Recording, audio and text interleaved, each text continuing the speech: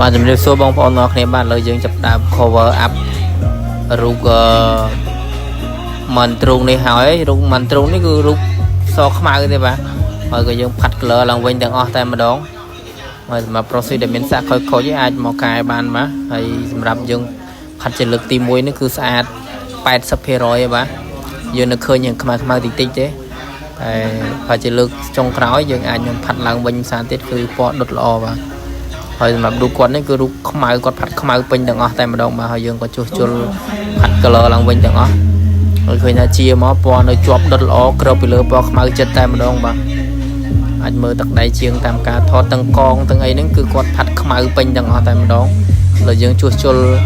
ឡើងវិញទាំងអស់ហើយពណ៌ក៏នៅអាចជាប់បានមើលទៅស្រស់ស្អាតជាងមុន 80% បាទ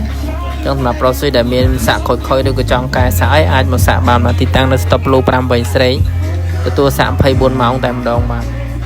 សាក់ដោយជើងដំផ្ទាល់